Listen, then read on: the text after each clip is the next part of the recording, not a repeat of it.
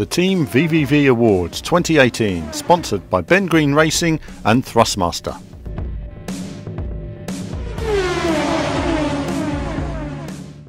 Hi guys, and welcome to the second of our podcast for the Team VVV Racing Game Awards 2018. So we've looked at the best surprise of 2017, and now we're going to look at the best graphics. I'm joined, of course, with Alan. Hello, viewers. And Kevin. Hi, guys. So obviously racing games are a great graphical showcase, and last year was no exception. For the nominations, we have WRC 7, F1 2017, GT Sport, Foursome Motorsport 7, Project Cars 2, and Mario Kart 8 Deluxe. So we start off with WRC 7 then. Kevin, you've probably played that the most out of all of us. What were your thoughts on the graphics of WRC 7? Was it a substantial improvement from last year? The year before? Yeah, I think it was. I mean, it wasn't just the graphical presentation, but also the sort of length of the stages as well. So it's more of it's a sort of graphical and a technical thing sort of mixed in together, if you like. So, you know, I don't know what it is, but Killerton Games, they seem to have picked up this amazing ability to create foliage. They have the best looking trees. I think that's official across gaming right now. So, or at least in the racing genre. So yeah, I mean, when you've got a rally stage, of course, a lot of it is going to be trees along the side and stuff. So that foliage is very important in terms of giving you an environment that sort of comes to life. And for me, WRC 7 was such a step up visually that it certainly does belong in this award category. And you know, they have this new technology, they're improving all the time, and it's just exciting to see where they go in the future. But for me, WRC 7, like I say, was such a step up from 6 visually, and with those long stages that were exhausting to play, it was a fantastic package overall. And I'd say it's probably one of the best looking games when you compare it to its rival Dirt 4, which looked dull and sort of lifeless and also dated by comparison. It had that technology where the Your Stage technology generator thing, but you know, when it's generating stage, it looks so dull and lifeless. It just takes the shine away from it massively, and that's why for me, WRC 7, it had that. You know, it's so much better in terms of graphics. It just had that sort of trick up its sleeve compared to Dirt 4, and for me, it was the best, by far, the best looking rally game last year. I think too on consoles, it was a lot better optimized. Yeah, that was a big improvement for me. I think in WRC 5 and WRC 6, it's fair to say the performance was all over the place, should we say? Yeah, it had this sort of reoccurring problem, didn't it, with the sort of frame rate juttering, and I don't think I come across it in 7. So yeah, that certainly was. It was a lot smoother, I thought, in WRC 7. Yeah, so not only did they improve the graphics, but they improved the sort of technical performance as well, which was quite a feat in just 1 year, of course. So good job there. What about you, Alan? Were you impressed with the graphics in WRC 7? I think the first thing that struck me was the quality of the graphics. I was racing Monte Carlo, and I noticed the rock textures and detail there was really nice. And as Kevin was saying, the foliage was fantastic, and of course you had improved lighting effects on the PC, so it looked really, really nice on the PC version. That's been my version of choice. They also did away with a lot of the stuttering that was on the PC version as well last year. That's not to say it's perfect, but certainly much, much better. So a really good job all round in just solidity of graphics, texture detail, lighting, improvements all round. I think on the console version, remember the console's version run at only 30 frames per second. And that's, in a way, it just makes the game look a bit rougher on console.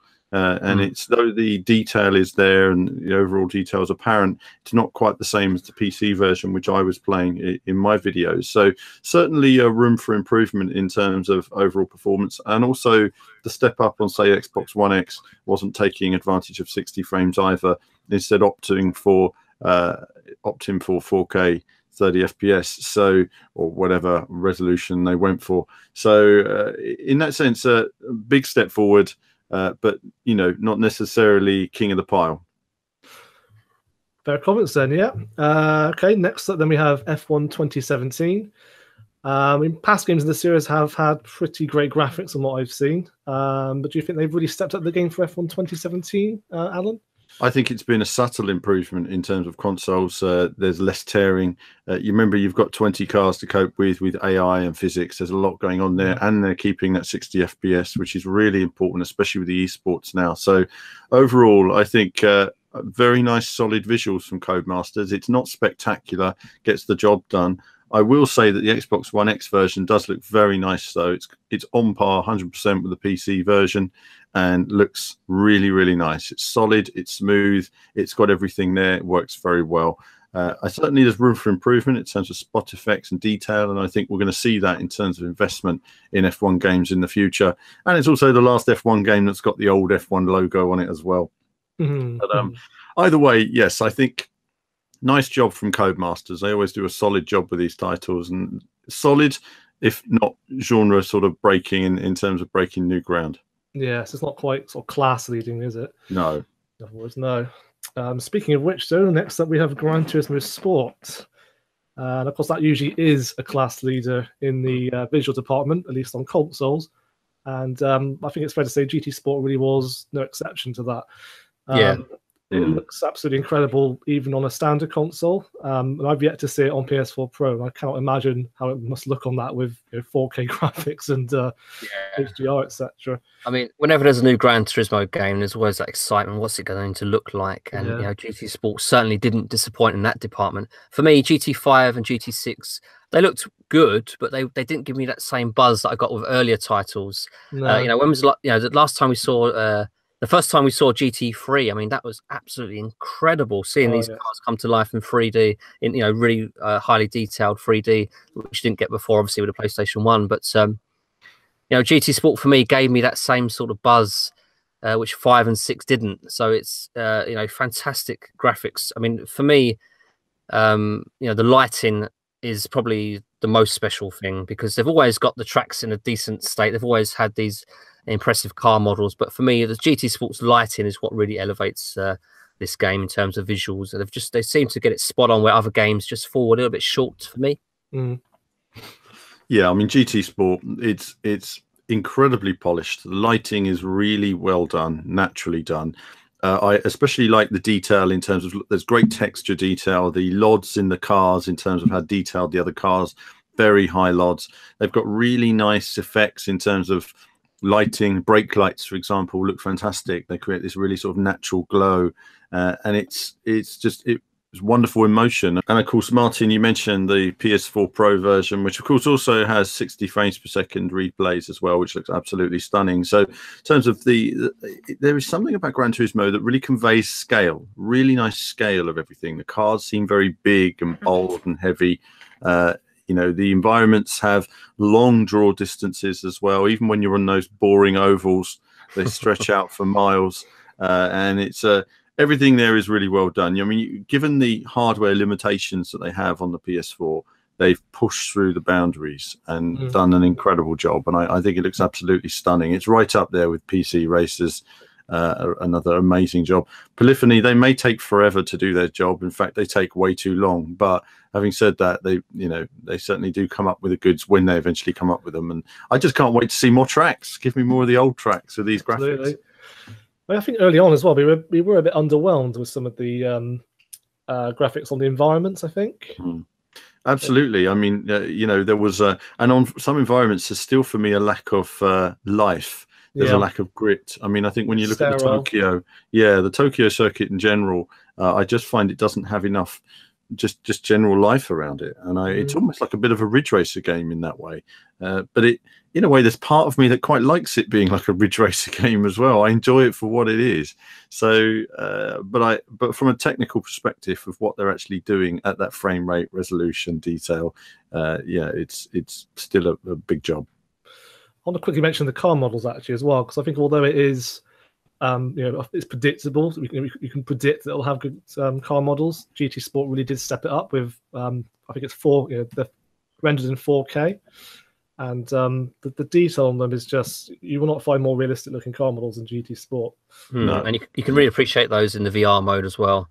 In the showroom mode, you can sort of go around the cars and you can see all the various details, and it's very little jaggies, shall we say, where we in previous titles we've had the standard cars in GT5. Oh yeah, I was going to mention actually. Yeah, that's a debacle we don't want to go back to. So yeah, I'm so glad they built them all from scratch again. That was well worth the effort, although it must have been soul destroying. So yeah, next up we have Foursome Motorsport 7, which makes for an interesting comparison to GT Sport, because again, this is another console exclusive title that's designed to showcase the capabilities of the Xbox One hardware. And they also claim it runs at 60 frames with 4K, much like GT Sport. So which game for you has the edge then, Alan? Is GT Sport or 7? I think Foursome Motorsport 7, when you look at the new Dubai circuit, I mean, it has very nice rock and texture detail to it. But the lighting, there's something dated about the lighting system they're using. It's just not got the vibrancy of GT Sport. Some of the other titles here, it's sort of lacking in sort of a visual, vivid look to it. And the whole game has it feels slightly dated in the way it looks and the way it's presented. And it just wasn't as spectacular. And when you think it's running on the Xbox One X as well, which is, because vastly superior to, say, the PS4, it didn't blow me away in quite the way I felt it could and should have. And it's, I think, dare I say it, Turn 10, they're knocking out a game pretty quickly all the time. They're putting everything, they're staggering their developments. Almost, I've always kind of felt that they've held features back because they don't want to use everything up, because they've got to have more unique selling points in 2 years' time. And in a way, I kind of feel that that's preventing the games from moving forward in quite the way they should. So I think car models are nice. The tracks are nicely modeled, but there's a texture-wise and lighting-wise, it's not as spectacular. It doesn't blow me away in any way. And I think, it's the consistency, isn't it? It lacks that consistency. I mean, we say GT Sport has the odd track that doesn't look quite up to par, but for me, Forza 7 visuals are a bit of a mixed bag. It can look amazing in the rain. You have the puddles, you've got the lighting reflecting off the puddles, it looks absolutely stunning. But then you go to other tracks and the trackside detail really seems to be toned down. So it doesn't quite have that same sort of special feeling as GT Sport, does it, Alan? No, I feel that it's just been knocked together so quickly. I mean, there's definitely something missing. I'd like to see a new approach to Forza at the moment in terms of its visual and art side. And I suppose in a way, I was even disappointed with the autumn. Was it the autumn ring coming back into it and being turned into a Herman tilt circuit, and lacking a lot of a detail that it could have had with trees and foliage up nice and close, and it was just lacking life to it. So yeah, there's definitely a life lacking to the Forza 7 world in visual look, and the modeling's all there. I mean, the tracks are all there. It's just the sort of lighting approach to it. It's not as realistic as it could and should be. So solid work. I mean, you can't fault the technical know-how of Turn 10 Studios. I mean, they always have games that look great. I mean, let's not muck around here. The game looks fantastic. It's just not genre defining. It's not blowing us away. Although it does run at native 4K, as Microsoft love to remind us. It does. How's that going for it? It does have that going for it. I mean, and don't get me wrong, games look great in 4K, but I'm one of those people that says, give me 1080p 60. Yeah. Give me a 60 frames over it. And when you play at 1080p and you play it in 4K, yes, there's a difference. You can see a few more notches on your dashboard and stuff like that. But on the whole, I can't remember now off the top of my head, but I think a lot of the dials on the actual dashboards weren't actually increased in resolution, so they ended up looking quite blurry when you played it in 4K. But I'd need to go back and see if they've updated that since. But certainly in an early version, the dash wasn't looking that great when you played it in 4K in terms of the dials, especially the forward cam, because it's like you zoomed in and you could see your dials working, but they weren't looking. They're all a bit blurry.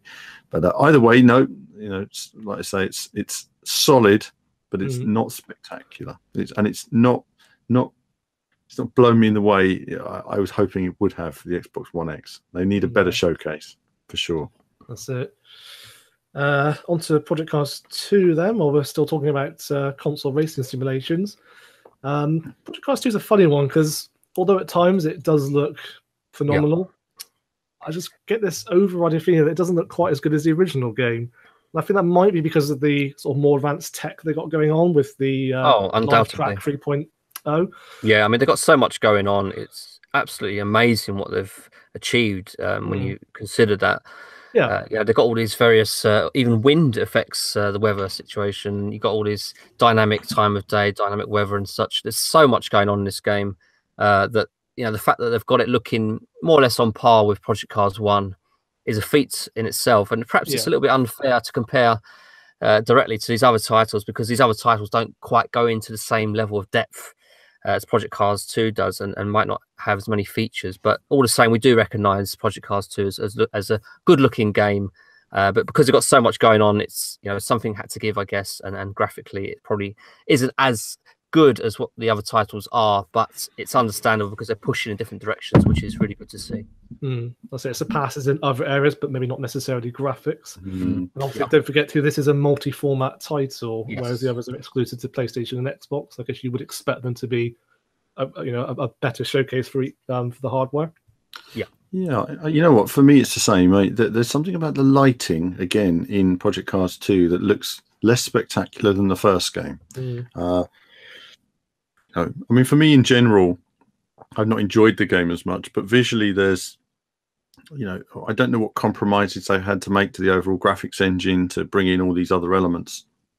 But, it's something had to go when you bring in something new. And for me, soul-wise, a lot has. It lacks a bit of soul. And there was a just graphical intensity of shine and effects to the original game that doesn't seem present to the more refined clinical look of this one. But again, lighting wise, it's not quite grabbing me in quite the same way, and it's very nice. I can't say I've played it as much on the consoles. I mean, the console was quite a significant downgrade when I last played that, but certainly on the Xbox One X version, it looks very nice. PC version looks very nice. But yeah, there is definitely something about the graphics engine in this game that is not as spectacular as it was in the first game. No, that's it. But on the whole, still a very visually impressive game, just not quite on par with some of the competition. And then last but not least, we have Mario Kart 8 Deluxe. Again, an absolutely incredible showcase of the hardware. Again, it's an exclusive title, so you'd expect that. But it really comes to life, I think, in handheld mode. It looks unbelievable in handheld mode because it looks just like the console version. There's no cutbacks whatsoever, really. You've really got to see it in motion, I think, to appreciate that. Oh, absolutely. I mean, if we had an award for driver animations, this would win hands down. The technology that they have is far beyond anything anyone else has in terms of animations. It's absolutely incredible, isn't it? Yeah, it's just the sort of the vibrancy as well of each environment. So it makes the visuals really pop. Yeah. Whether it's on a handheld or on the TV using dock mode. So compared to the Wii U, it's not a massive step up on console, admittedly, but it is going from 720p to 1080p, and that does make a difference in the overall sharpness. So overall, just very polished, isn't it? I mean, Nintendo know how to. I think the big difference with Mario Kart compared to all these titles is that Mario Kart is based on fantasy environments. All these other titles have to adhere to the real world, real life track layout. What kind of stands are there, everything else, lighting, environments are what we experience. With Mario Kart, they can do anything. You can go into space on your Rainbow Road and you can have stars and make it look spectacular, and you can use the type of graphics that work well with the hardware, so the hardware is never too stressed in that sense, and really balance everything. So they really have a great opportunity, and in that sense Nintendo have done an incredible job. They have maximized their hardware. It looks stunning, it's well created, it's very creative in its visuals and everything, and you can't fault that. As ever, Nintendo do a solid job, and Mario Kart 8 Deluxe is no exception. Yep, exactly. Like I said, that scope of creative freedom really does help. You just really cannot fault the track designs in it. And that's it then for the nominations. So just have a quick run through of our choices. Alan, what's your choice for best graphics? For me, really, the clear winner in the end is Gran Turismo Sport. You know, from seeing the game early, whatever, a couple of years ago now, to you know, and being disappointed with it initially, they've gone back, they've made it better and better and better, and in the end, it looks really, really nice. It's polished, it's smooth, it's got lots of effects, lots of details, and that's my vote. Gran Turismo Sport. And you, Kevin? Yeah, I have to say Gran Turismo Sport. Like Alan said, initially, visually, it was disappointing. It didn't have that sort of wow factor that Gran Turismo has given us over the years. But they've worked on it again and again and again, incremental updates, and it just looked better and better and better and better. And they got to a point where you think, okay, that's good enough now. But they went beyond that, and they just seem to make it look even better now. And it's just evolving all the time. And for me, yeah, it's head and shoulders Gran Turismo Sport. And my choice is also Gran Turismo Sport, so we're actually all in agreement on that one. Yeah, I think it really sets new standards for console racing game visuals again, you know, as other Gran Turismo games in the past have. I think the lighting really gives it the edge. It makes it look just a little bit more realistic and lifelike. And as we said before, you know, 4K visuals and car models with completely unparalleled detail, quite frankly. So that's that then. Our overall winner for the best graphics of 2018 is Gran Turismo Sport, and very well deserved it is as well. We think it sets new standards once again for console racing simulations. So we have lots more to come. Stay tuned for more. The Team VVV Awards 2018, sponsored by Ben Green Racing and Thrustmaster.